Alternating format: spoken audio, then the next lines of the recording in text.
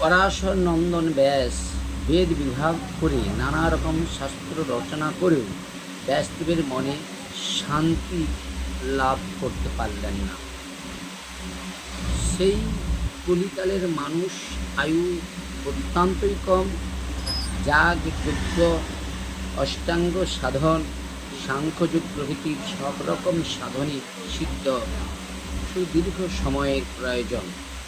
সুতরাং বেদ বিভাগ করেও এত শাস্ত্র রচনা করে ফল কী লাভ হলো? ব্যাসদেব মনে মনে চিন্তা করছে, জীবের প্রকৃত মঙ্গল তো কিছুই হলো না।